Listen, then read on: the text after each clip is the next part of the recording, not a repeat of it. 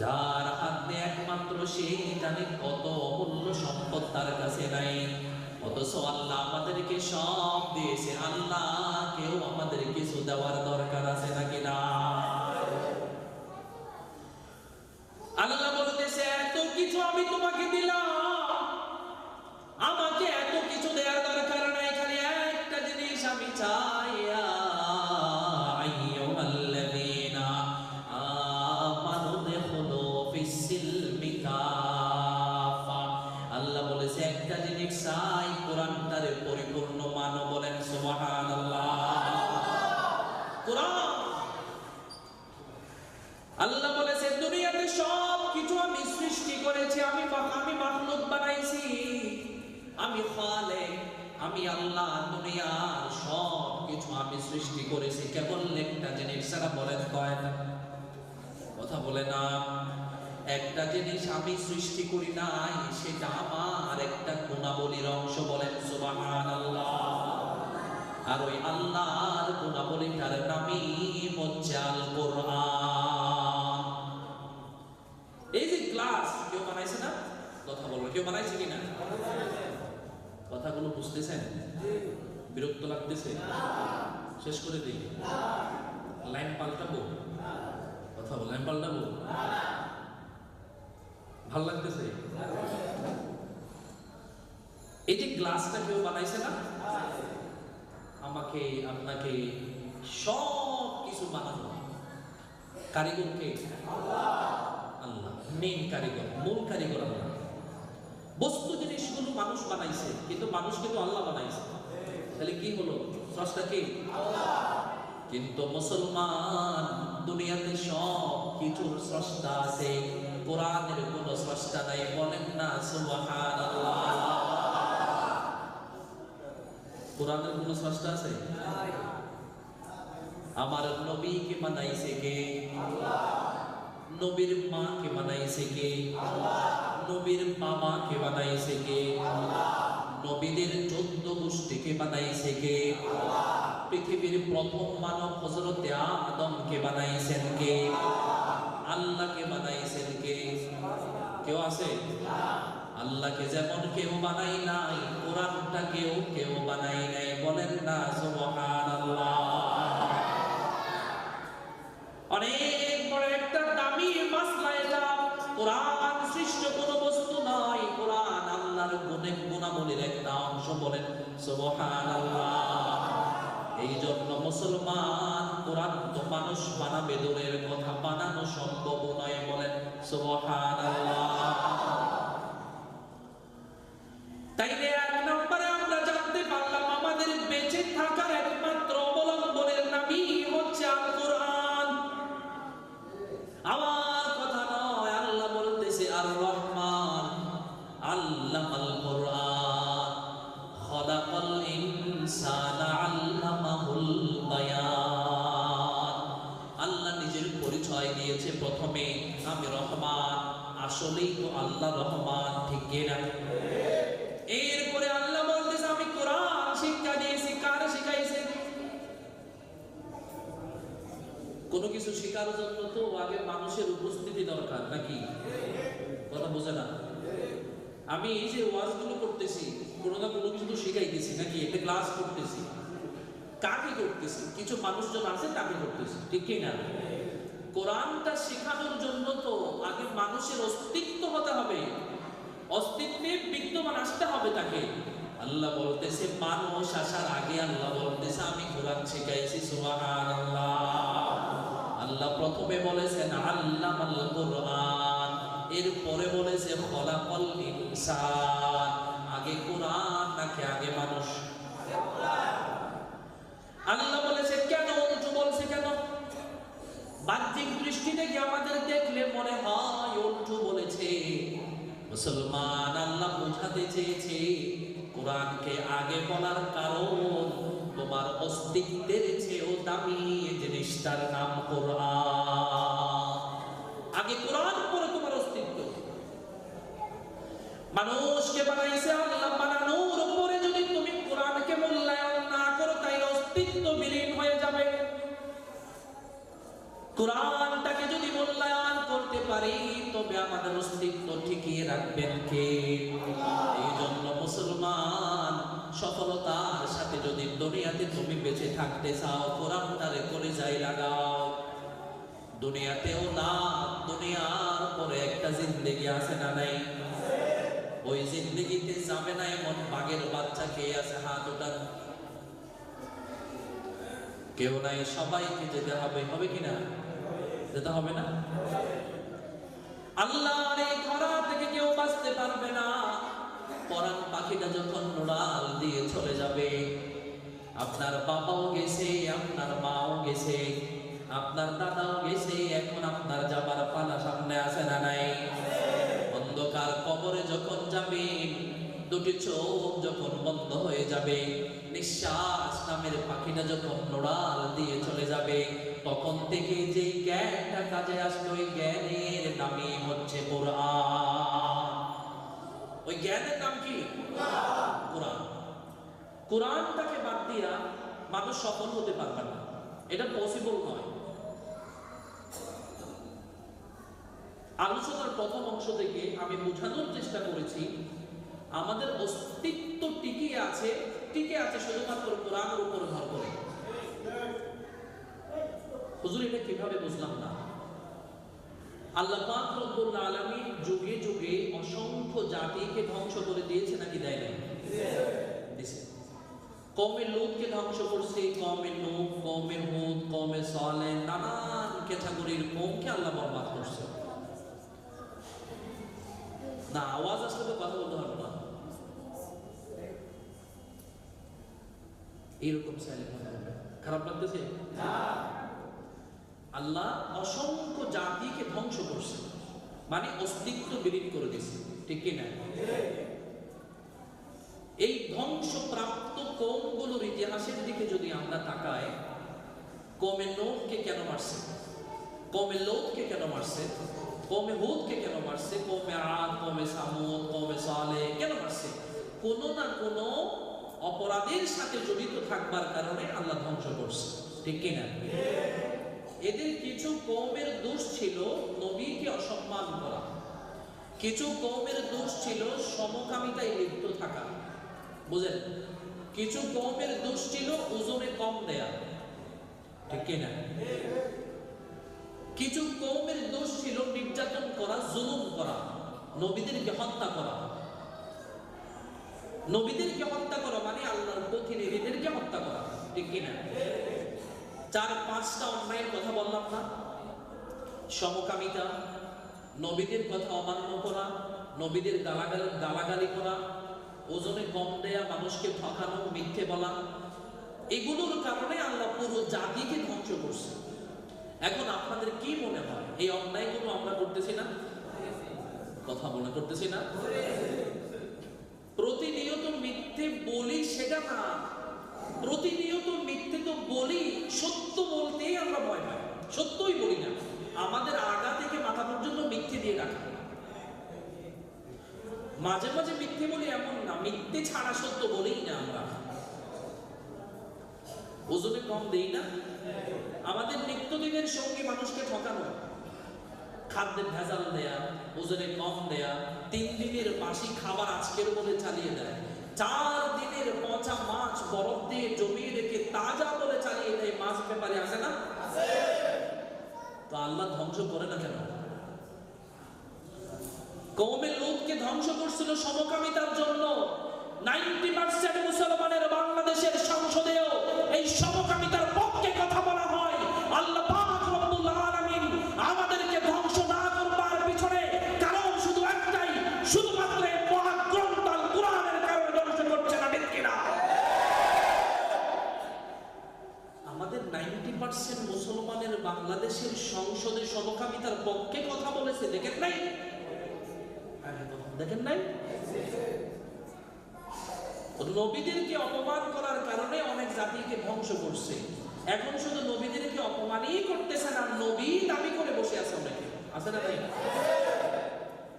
তারপরেও আমাদেরকে ধ্বংস করতেছে না। শুধুমাত্র নবী দাবি করে বসে আছে এমনটা না, আমাদের এই 95% মুসলমানের বাংলাদেশে ওই ভণ্ড দাবিদার যারা, ভণ্ড নবী দাবিদার যারা ছিল, যে সম্প্রদায় ছিল, ওই সম্প্রদায়কে অফিসিয়ালি এস্টাবলিশ করবার জন্য আমরা প্রতিনিয়ত সংগ্রাম করে যাচ্ছি, ঠিক কিনা? আল্লাহ ধ্বংস কেন করতেছে না আমাদেরকে? আকাশ ফেটে গজব কেন আসতেছে না? এই কোরআনটার কারণে আসতেছে না। তাহলে বুঝতে পারছেন কোরআনের উপরে বেশ করে যে আমাদের অস্তিত্ব ঠিকই আছে কেন? বুঝতে পারছেন কিভাবে? ভোর রাতে ছোট্ট ছোট্ট কোরআনের পাখিগুলো যখন উঠে আল্লাহর কাছে কান্না করে বলে, আল্লাহ যে এলাকায় আমরা আছি কোরআন পড়তেছি, ওই এলাকার উপরে তুমি রহমত নাজিল করো। এই ছোট্ট ছোট্ট কোরআনের পাখিগুলো যখন পুরো পৃথিবী নিস্তব্ধ থাকে, আরামের ঘুমে শায়িত থাকে, তখন এই বাচ্চাগুলো ঠান্ডা পানি দিয়ে উঠে ওযু করে আল্লাহর দরবারে দুরাকাত নামাজ পড়ে হাতটা তুলে কান্না করে। এদের এই কোরআন পড়ার পাখিগুলোর চোখের পানির বরকতের উপর ভিত্তি করেই আমরা টিকে আছি। অথচ আজকে এই কোরআনের হাফেজগুলোদেরকে রাস্তাঘাটে দেখলে আমরা ফকিরের চেয়ে অবমূল্যায়ন করি। মাদ্রাসা মসজিদে চাকরি করে এমনটা শুনলে তাদেরকে মানুষ বলেও স্বীকৃতি দেয় না। মসজিদের যে সভাপতি সেক্রেটারি গুলো আছে তারা তো ইমাম সাহেব মুয়াজ্জিনদেরকে মানুষের কাতারে ফেলতেও রাজি হয় না। এরা এক একটা লেবার এদের চোখে। কথাগুলো কি খারাপ বলতেছি না? প্রিয় ভাইয়েরা, আল্লাহ বলতেছে তোমাদের অস্তিত্ব টিকিয়ে রেখেছি শুধুমাত্র এই মানুষগুলোর কারণে, যারা কোরআনের ধারক বাহক হয়ে সমাজে ভূমিকা পালন করছে। কেউ ইমামতের ভূমিকায়, কেউ মুয়াজ্জিনের ভূমিকায়, কেউ মসজিদের খাদেমের ভূমিকায়, কেউ মাদ্রাসার প্রিন্সিপালের ভূমিকায়, কেউ হিফজুল্লাহর জিম্মাদারের ভূমিকায়। এই আলেম সমাজগুলোর কারণে আল্লাহ আপনাদেরকে ঠিকিয়ে রাখছে। আলেম সমাজের কারণে ঠিকিয়ে রাখা মানেই কোরআনের কারণেই আমাদের অস্তিত্ব টিকে আছে। আর এই কোরআনটাকে যদি আমরা অবজ্ঞা করি, যুগে যুগে অসংখ্য জাতি ধ্বংস হয়েছে শুধুমাত্র কোরআনকে অবজ্ঞা অবহেলা করবার কারণে। এখন কিছু আমাদের জেনারেল ভাইদের জন্য কথা বলি, একটু মনোযোগ দিয়ে শুনেন। বাচ্চাগুলোকে যখন মাদ্রাসায় ভর্তি করিয়ে দেবার জন্য আমাদের মা বোনদের কাছে কাছে গিয়ে হুজুরেরা বলে, আপনার বাচ্চাটারে কোরআনের হাফেজ বানান, মাদ্রাসায় ভর্তি করিয়ে দেন। তখন আমার মা বোনেরা বাবারা উত্তর দেয় যে মাদ্রাসায় পড়লে কি হবে, 5,000 টাকা বেতন পাবে, হাফেজ হয়ে কি হবে, তার লাইফটা অন্ধকার হয়ে যাবে, একটা সার্টিফিকেট পাবে না, গভর্নমেন্ট জব পাবে না, ফিউচার তো তার কোনো ব্রাইট ফিউচার আমরা পাবো না। বলে কি বলে না? কেন বলে? সে কোরআনকে চিনে না বলেই বলে। কোরআনের শিক্ষা সম্পর্কে তার কোনো ধারণা নেই বলে বলে। আমরা শুধুমাত্র মনে করি কোরআন পড়লে তাবিজ লেখা যায়, আমরা শুধুমাত্র মনে করি কোরআন পড়লে খতম তারাবি পড়ানো যায়, আমরা শুধুমাত্র মনে করি কোরআন পড়লেই কেবল ওয়াজ করা যায়, আর কিচ্ছু করা যায় না। অথচ কোরআনই সেই গ্রন্থ যেই গ্রন্থের ভেতরে পৃথিবীর সমস্ত জ্ঞান বিজ্ঞানের সমাহার রয়েছে। আপনি কোরআনকে চিনতেই পারলেন না। সভ্যতার মুখোশে লুকিয়ে থাকা কিছু বুদ্ধিজীবী নামের বুদ্ধি প্রতিবন্ধীরা টেলিভিশনের টক শোতে এসে এসে বলে কোরআন পড়লে শুধুমাত্র মৌলবাদী হওয়া যায়, জঙ্গি হওয়া যায়, বিজ্ঞানী হওয়া যায় না। নাউজুবিল্লাহ বলে। সে কোরআনকে চিনতে পারে না।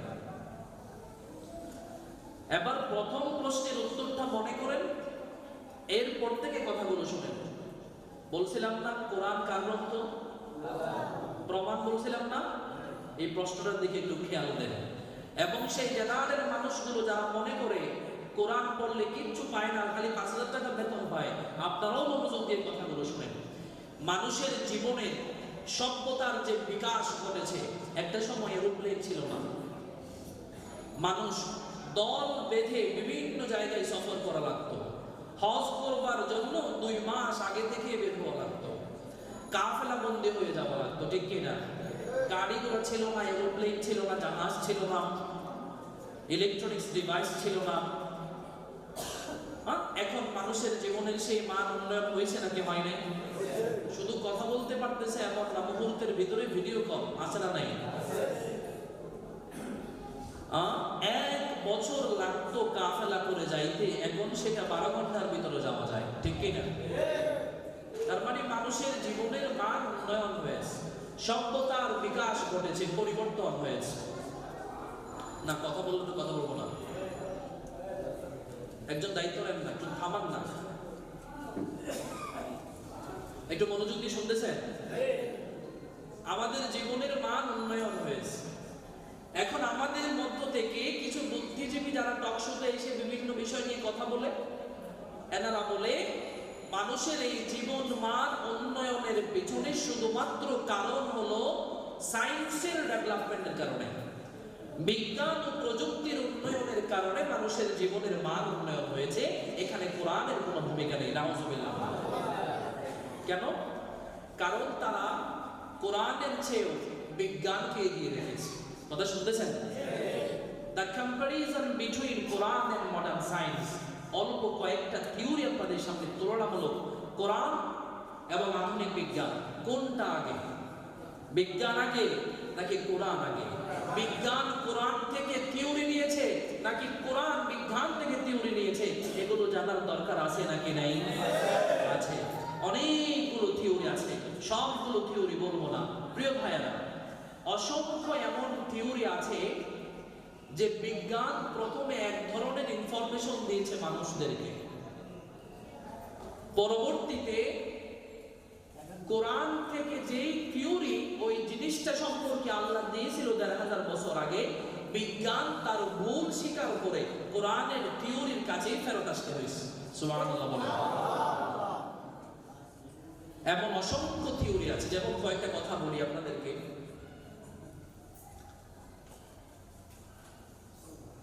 1929 সালে আমেরিকার ক্যালিফোর্নিয়ার একজন জ্যোতির্বিজ্ঞানী এডউইন হাবল 1929 সালে আবিষ্কার করেন দ্য এক্সপেন্ডিং ইউনিভার্স থিওরি। এটা আবিষ্কার করছে। এটা কি? এক্সপেন্ডিং ইউনিভার্স, মহাবিশ্ব ধীরে ধীরে সম্প্রসারিত হচ্ছে, বড় হচ্ছে। এটা আবিষ্কার করছে কে? আমেরিকার জ্যোতির্বিজ্ঞানী এডউইন হাবল। কত সালে? 1929 সালে। মাউন্ট উইলসন অবজারভেটরিতে বিশাল বড় টেলিস্কোপের মাধ্যমে তিনি এটা আবিষ্কার করলেন যে মহাবিশ্বের যে তারকাগুলো আছে, গ্যালাক্সিগুলো আছে, এগুলো ধীরে ধীরে সরে যাচ্ছে, দূরে সরে যাচ্ছে। তিনি আবিষ্কার করলেন। আবার বলতেছি, এই বিজ্ঞানী টেলিস্কোপের মাধ্যমে আবিষ্কার করলেন যে মহাকাশের তারকা, যে গ্যালাক্সি আছে না, তারকাগুলো ধীরে ধীরে সরে যাচ্ছে। এটা আবিষ্কার করলেন। সরে যাওয়া মানে ইউনিভার্স, এক্সপেন্ডিং ইউনিভার্স, মহাবিশ্ব বড় হওয়া। এটুকু থাকলে এটুকু হওয়া, বুঝতে পারছি? হুজুর, দূরবর্তী তারাগুলো সরে যাওয়া মানে কি বড় হওয়া? একটা বেলুন ছিলেন না, ছোট বাচ্চারা খেলে বেলুন, বেলুনে দেখবেন ছোট ছোট ছোট ছোট কিছু বিন্দু থাকে, ঠিক কিনা? এবং এখানে যদি কেউ বাতাস করে, এটা যখন বড় হয় বিন্দুগুলো কাছে কাছে থাকে প্রথমে, যখন এটা বড় হয় তখন দেখবেন বিন্দুগুলো আস্তে আস্তে দূরে সরে যাচ্ছে, ঠিক কিনা?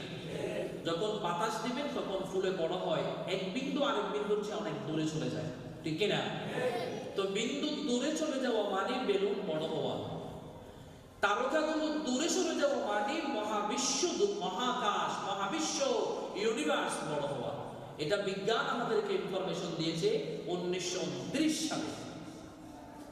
অথচ আজ থেকে ১,৫০০ বছর আগে সূরা যারিয়াতের ৪৭ নম্বর আয়াতে একই থিওরি আল্লাহ পবিত্র কোরআনে দিয়েছে। সুবহানাল্লাহ বলবেন না? আল্লাহ তাআলা বলেন, ওয়াস-সামাআ বানাইনাহা বিআইদিন ওয়া ইন্না লামুসিউন। আল্লাহ বলেছে, মানুষ হে, আসমান যারা আমি আল্লাহ নিজের হাতে বানাইছি, আসমানটাকে আমি বানাইছি এবং এটা দিনে দিনে আমি বড়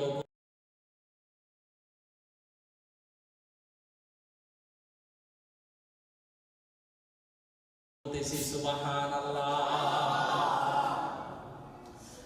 তার মানে বিজ্ঞান আমাদেরকে যে থিওরি 19বিংশ শতাব্দীতে দিয়েছে, ওই একই থিওরি আল্লাহ ১,৫০০ বছর আগে দিয়েছে মহাগ্রন্থ আল কোরআন। এখন আমি আপনাকে বলি, এই কোরআনটা যদি আমার নবীর বানানো হয়, আমার নবী যদি নিজে বানিয়েছে, কেউ এমনটা দাবি করে, তাইলে আমার নবী এই বৈজ্ঞানিক ইনফরমেশন কোথায় পাইছে? এটা যদি কোনো মানুষের বানানো হয়, যে থিওরিটা মানুষ জানতে পেরেছে 1929 সালে, 1929 সালে কেবল মানুষেরা জেনেছে, ওই থিওরি ১,৫০০ বছর আগে কোনো মানুষ জানার কোনো প্রশ্ন আসে? কোন যন্ত্র ছিল, কোন প্রযুক্তি ছিল তখন? তাহলে আমার নবী এই ইনফরমেশন কোথায় পাইছে মহাবিশ্বের বিস্তৃতি সম্পর্কে? তার মানে এটা কার গ্রন্থ? আল্লাহ। এই মহাবিশ্ব যিনি বানিয়েছেন একমাত্র তিনিই জানেন তার সম্পর্কে, ঠিক কিনা? তাহলে একটা থিওরির কথা বললাম, এটাকে বলে এক্সপেন্ডিং ইউনিভার্স থিওরি। এইটা থেকে, এক্সপেন্ডিং ইউনিভার্স থিওরি থেকে, the brief history of A time, big bang theory আবিষ্কার করছে স্টিফেন হকিং। তার লিখিত গ্রন্থে বিগ ব্যাং থিওরি সম্পর্কে মানুষকে ধারণা দিয়েছে, যেটা 1927 সালে ধীরে ধীরে প্রস্তাব উঠেছিল বিগ ব্যাং থিওরি সম্পর্কে। যখন এডউইন হাবল 1929 সালে এক্সপেন্ডিং ইউনিভার্স থিওরি আবিষ্কার করলেন, তখন বিগ ব্যাং থিওরি মানুষের কাছে প্রমাণিত হয়ে গেল। এটা স্টিফেন হকিং প্রমাণিত করছে। বিগ ব্যাং থিওরিটা কি? আসমান, জমিন, গ্রহ, নক্ষত্র সবকিছু একটা বিন্দু ছিল, লাগানো ছিল। এটা এক্সপেন্ডিং ইউনিভার্স থিওরি থেকেও প্রমাণিত হয়। যেমন এবার আসেন, একটা বেলুন আমি ফুলাইছি, এটা বড় হয়েছে না? হয়েছে কিনা? এখন এটা আমি বাতাস ছেড়ে দিচ্ছি আস্তে আস্তে, ছোট হতে হতে হতে হতে হতে হতে একটা বিন্দু কোণায় আসবে না? যেটা বড় হয় এটা ছোট থেকেই তো বড় হয়েছে, কথা বোঝে না? বড়, এই যে বড়, এখন এটাকে আমি ছোট করতেছি, ছোট হতে হতে হতে হতে হতে একদম জিরো লেভেল আসবে কিনা? এটাকে বলে বিগ ব্যাং থিওরি। কোরআন বলেছে বিগ ব্যাং থিওরির কথা হচ্ছে, এটা একটা বিন্দু কণা ছিল, মহাবিশ্বে একটা বিস্ফোরণ ঘটেছে, আকাশ জমিন সবকিছু আলাদা হয়ে গেছে। এটা 19বিংশ শতাব্দীতে আমাদেরকে বিজ্ঞানীরা বলছে, বিশেষ করে স্টিফেন হকিং এর কথা বলছে 19বিংশ শতাব্দীতে। 1927 সালে এটা থিওরিটাই আবিষ্কার হয়েছে।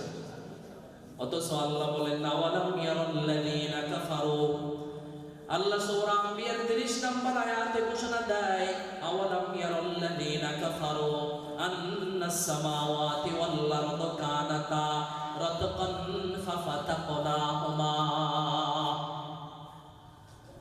আল্লাহ বলতেছে কাফেররা কি দেখে না আকাশ এবং জমিন লাগানো ছিল, আমি আল্লাহ দুটারে ভাগ করে দিয়েছি। বলেন সুবহানাল্লাহ।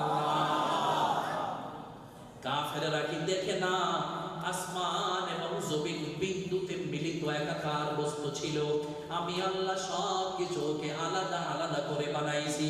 অর্থাৎ বিগ ব্যাং থিওরি কিছুটা হলেও মিলছে কি মিলে নাই? তার মানে কোরআন বিজ্ঞানের দিকে যায় নাই, বরং বিজ্ঞান কোরআনের দিকে আসছে, ঠিক কিনা?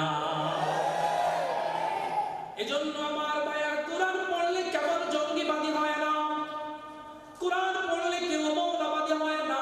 কোরআন যদি কেউ ঠিকঠাক মতো রিসার্চ করে, তাইলে সেই শ্রেষ্ঠ বিজ্ঞানীও হতে পারে, ঠিক কিনা? মুসলমান ভাইরা আমার, বায়োলজি থেকে আমরা জানতে পারি the basic things of the creation, মানুষ সৃষ্টির বেসিক উপাদান।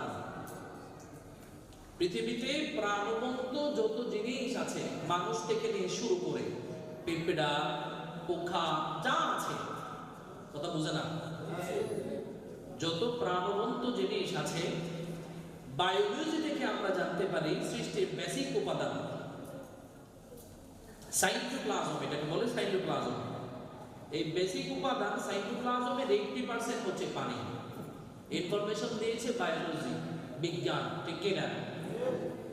মানব দেহের 80% তৈরি হয়েছে পানি দিয়া।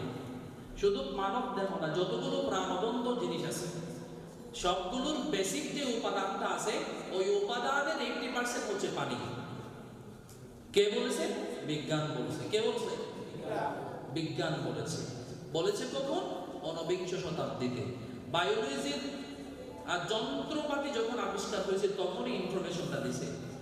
অথচ ১৫০০ বছর আগে আমার আল্লাহ পবিত্র কোরআনের সূরা আম্বিয়ার ৩০ নম্বর আয়াতে বলে, ওয়াজআলনা মিনাল মাই কুল্লা শাইইন হাইয়্যিন আফালা ইউমিনুন। মুসলমান ভাইরা আমার আল্লাহ পাক রব্বুল আলামিন পবিত্র কোরআনে বলে, ও দুনিয়ার মুসলমানেরা, যতগুলো প্রাণবন্ত জিনিস আছে তার বেশিরভাগ আমি বানাইছি পানি দিয়া। সুবহানাল্লাহ। যে কথা বিজ্ঞান ২০ শতাব্দীতে এসে বলেছে, সেই একই কথা ১৫০০ বছর আগে বলেছেন কে? তাইলে বলেন বিজ্ঞান আগে নাকি কোরআন আগে? আমার বাইরে যে আকাশটা আমরা দেখতে পাই, আকাশ সম্পর্কে বিজ্ঞান আমাদেরকে বলে আকাশ আমাদেরকে ছাদের মতো ভূমিকা দেয়, নিরাপত্তা দেয়। কিসের মতো? এই যে কি, এটা ছাদ না? বৃষ্টি দিলে পড়বে? বাইরে যদি অত্যন্ত গরম থাকে পড়বে? অতিমাত্রায় যখন বাইরে শীত হয় ভিতরে ঢুকবে? ছাদ আমাদেরকে নিরাপত্তা দিচ্ছে, ঠিক কিনা? তো বিজ্ঞান আমাদেরকে বলছে আকাশ আমাদেরকে ছাদের মতো নিরাপত্তা দেয়। কে বলেছে? কিভাবে নিরাপত্তা দেয় একটু শোনেন। পৃথিবীর বাইরে আমাদের একটা গ্যালাক্সিটা আছে, তো মিল্কি ওয়ে গ্যালাক্সি, তাই না? এই গ্যালাক্সির বাইরে যে তাপমাত্রাটা আছে এটা কত জানেন? এটা -270 ডিগ্রি সেলসিয়াস। -270 ডিগ্রি সেলসিয়াস তাপমাত্রা পৃথিবীর বাইরের তাপমাত্রা। এটা যদি পৃথিবীতে আসে, রাতারাতি পৃথিবীর সব কিছু বরফে পরিণত হয়ে যাবে। কিভাবে এখনো বোঝেন নাই? যখন অনেক বেশি শীত পড়ে আমাদের বাংলাদেশে, অনেক বেশি শীত পড়ে, তাই না? একেবারে শীতের জন্য বের হতে পারি না, তখন তাপমাত্রা কত একটু স্ক্রিনে দেখবেন, 20 ডিগ্রি সেলসিয়াস তাপমাত্রা থাকে। 20 ডিগ্রি শীত। যদি এটা 19 ডিগ্রি হয় তাহলে শীতের মাত্রা আরেকটু বাড়বে, ঠিক কি না? ঠান্ডা আরেকটু বাড়বে। যদি 18 হয় আরো বাড়বে, এইভাবে 17 হয় আরো বাড়বে ঠান্ডা। তাপমাত্রা যত কমবে শীতের তীব্রতা তত বাড়বে, ঠিক কি না? তো এখন কমতে কমতে যদি তাপমাত্রা 1 হয়, 1 ডিগ্রি সেলসিয়াস, তখন শীত কেমন হতে পারে বুঝতেছেন? অনেক বেশি না? তো এখন একবার দেন -1 দিকে যান, -1, -2, -3 এইভাবে যান। যেতে যেতে যেতে যখন -270 ডিগ্রি সেলসিয়াস পর্যন্ত চলে গেলে পৃথিবীর অবস্থা কেমন হবে? ঠান্ডার কোনো বর্ণনা দেওয়া যাবে? হ্যাঁ? পৃথিবীর বাইরের তাপমাত্রা হলো -270 ডিগ্রি সেলসিয়াস। এটা যদি পৃথিবীতে ঢুকতে পারতো তাইলে রাতারাতি পৃথিবীর সমস্ত প্রাণী বরফে পরিণত হয়ে যেত। আল্লাহ বলতেছে এই আকাশটার কারণে, আসমানটার কারণে ওই তাপমাত্রা পৃথিবীতে প্রবেশ করতে পারে না। ওয়াজআলনাস সামাআ সাকফাম মাহফুযা। যেই কথা বিজ্ঞানী 19বিংশ শতাব্দীতে এসে বলেছে, ওই একই কথা ১৫০০ বছর আগে বলেছেন কে? আল্লাহ বলতেছে আমি আসমানটারে তোমাদের বাড়ির ছাদের মতো বানাইছি। আর পাহাড় সম্পর্কে বিজ্ঞান টেকটনিক্স যন্ত্রের মাধ্যমে সান ফ্রান্সিসকো আমাদেরকে এই গ্রন্থের ভিতরে ধারণা দেয়। আল্লাহ পাহাড়গুলোকে পেরেকের মতো বানাইছে। কিসের মতো? পেরেক ভিতরে বেশি থাকে নাকি বাইরে বেশি থাকে? ভিতরে, তাই না? একটা কাঠের মধ্যে যখন পেরেক ঢোকাই দিবেন তখন বাইরে থাকবে অল্প আর ভিতরে ঢুকবে। তো পাহাড় যদি পেরেকের মতো হয়, উঁচু উঁচু পাহাড়গুলো দেখা যায়, উপরে বেশি থাকবে নাকি ভিতরে বেশি থাকবে? এইভাবে কখনো হয়তো চিন্তা করি নাই। হিমালয় পৃথিবীর সবচেয়ে বড় পাহাড়ের বড় পর্বতের নাম কি? Mount Everest. হিমালয়। হিমালয়ের উচ্চতা 9 কিলোমিটার। কত? আর ভিতরে কত জানেন? 125 কিলোমিটার। কে বলেছে? ফ্রান্সিসকো। এটা হচ্ছে ফ্রান্সের অন্যতম একজন ভূমি বিজ্ঞানী, তার লিখিত একটা গ্রন্থ আছে দা আর্থ। এখানে তিনি উল্লেখ করছে টেকটোনিক্স একটা যন্ত্র আছে যেটা দিয়ে পাহাড় পরিমাপ করা যায়। তো এই হিমালয়ের ভিতরের অংশ 125 কিলোমিটার, বাইরের অংশ মাত্র 9 কিলোমিটার। সেখান থেকে বিজ্ঞানীরা প্রমাণ করছে পাহাড় কিসের মতো? আল্লাহ বলেছে ওয়াল জিবালা আওতাদা, আমি পাহাড়গুলোকে পেরেকের মতো বানাইছি। সুবহানাল্লাহ। আমার ভাইরা, যে কথা বিজ্ঞানী আমাদেরকে এখন বলতেছে, 1000 বছর আগে ওই কথা বলেছেন কে? তাইলে বলেন, কোরআন আগে নাকি বিজ্ঞান আগে? কোরআন দামি নাকি বিজ্ঞান দামি? এখন থেকে যিনি কোরআন পড়ায় তারে টাকা বেশি দিবেন নাকি যিনি বিজ্ঞান পড়ায় তারে টাকা বেশি দিবেন? না না, এটা মিথ্যা কথা বলছেন, একদমই না। ফিজিক্স কেমিস্ট্রি পড়ানোর জন্য ইউনিভার্সিটি চার্জ রাখেন, তারা দেয় 10,000 টাকা। আর যে কোরআন পড়ায় এটা দেয় 500 টাকা, তাও 6 মাসের বেতন বাকি। আসলেও খবর নেয় না, না আসলেও খবর নেয় না। কিছুদিন যায়, কিরে তোমার হুজুর আসে না? সে কবে থেকে আসে তো বলবা না। আরেকজন রাখে 3 মাস পরে। অবজ্ঞা করে, অবহেলা করে কোরআনটাকে। বাইরে এটাই তো কাজে আসবে। আপনার এই পৃথিবীর জিন্দেগিটা যখন শেষ হয়ে যাবে, কবরে যখন যাবেন, তখন ফেরেশতারা এসে জিজ্ঞাসা করবে a + b = স্কয়ারের সূত্রটা বলো। বলবে? ওর সালেন কেমনে বানায় বলো তো? বলবে? কথাগুলো বলবে? ফিজিক্স সম্পর্কে কোনো প্রশ্ন জিজ্ঞাসা করবে? কি জিজ্ঞাসা করবে? মার রব্বুকা, মার ওয়া মা দীনুকা, তোমার রব কে ছিল, তোমার ধর্ম কি, এটা কোথায় পড়ায়? এগুলো কোরআনেই তো আছে, ঠিক কি না? রব্বি আল্লাহ, এটা তো কোরআনে রয়েছে। আমাদের রব আল্লাহ, আল্লাহ নিজের পরিচয় দিয়েছে কোরআনে। এজন্য কোরআনকে বাদ দিয়া, কোরআনকে মাইনাস করা, স্কিপ করা কেউ সফল হতে পারবে? পারবে না। আমাদের আগা গোড়ায়, আগা থেকে মাথা পর্যন্ত একটা জিনিসকে প্রাধান্য দেওয়া লাগবে। এই জিনিসটার নাম কি? আচ্ছা জুড়ে করে দিচ্ছি, নাম কি? আল কোরআন। তো এই কোরআনটা শেখা, অন্তত পক্ষে সহি শুদ্ধ করে পড়তে পারবার মতো করে শেখা, এটা বাধ্যতামূলক, এটা ফরজে আইন আল্লাহ করছে, ঠিক কিনা? ঘুমানোর আগে ডাঙ্গালের নিচে হাতটা দিয়ে একটু ভাববেন, এত কিছু আল্লাহ আমাদেরকে দিছে, একটা কথা আল্লাহ বলছে যে কোরআনটা একটু শুদ্ধ করে শিখো। এই কথাটা আমরা রাখতে পেরেছি কিনা? পারিনি। 60 বছর, 70টা বছর দুনিয়ার পিছনে ছুটতে ছুটতে আমরা অতিবাহিত করে ফেলেছি। অন্তত পক্ষে আপনার বাবা চলে গেছে, মা চলে গেছে, বড় ভাই, এমনকি আপনার সন্তানও মারা গেছে, আপনাকেও যেতে হবে। অন্তত আপনি আপনার জীবনটা বরবাদ করছেন তো করছেন, অন্তত আপনার সন্তানটার জীবন বরবাদ করেন না। এই সন্তানটা আল্লাহর পক্ষ থেকে দেয়া আপনার জন্য আমানত। যখন এই ছোট্ট সন্তানটার হাতটা ধরে আপনি নিয়ে যাচ্ছেন, সে বুঝে না কোথায় যাচ্ছে, ভালো মন্দের পার্থক্য বুঝবার মতো তার বয়স হয়নি তখনও। আপনি তাকে যেখানে নিয়ে যাচ্ছেন সে সেখানে যেতে বাধ্য। তা এখন আপনার সিদ্ধান্তে যদি সে কোরআনের শিক্ষা থেকে মাহরুম হয়ে যায়, আপনার কি মনে হয় না কাল কিয়ামতের ময়দানে ওই কলিজার টুকরা সন্তানই আপনার জন্য আল্লাহর কাছে মামলা দায়ের করতে পারে? আমি বলি না, আল্লাহ বলেছে কোরআনে, রব্বানা ইন্না আতানা সাদাতানা ওয়া কুবারানা ফাআদাল্লুনা সাবিলা রব্বানা আতিহিম বিআফাইন মিনাল আযাবি ওয়া লা'আনহুম লা'নান কাবীরা। আল্লাহ, আমার কোনো জ্ঞান বুদ্ধি ছিল না, আমি ছোট্ট ছিলাম, বুঝি নাই।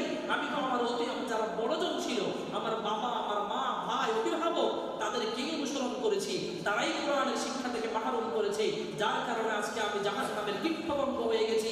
আমি শুধুমাত্র একা জাহান্নামে যাব না, আমার মা বাবাকেও জাহান্নামের কীটপতঙ্গ বানিয়ে দাও। এই বলে আল্লাহর দরবারে আপনার জন্য, আপনার মা বাবার জন্য মামলা দায়ের করবে কলিজার টুকরা সন্তান। এজন্য ভাইয়েরা, আসুন কোরআনটাকে মূল্যায়ন করি। শিক্ষার বেসিক হিসেবে কোরআনটাকে বেছে নিই। কোরআনটা শেখানোর উপর ইউনিভার্সিটিতে পড়ান, কলেজে পড়ান, কোনো সমস্যা নেই।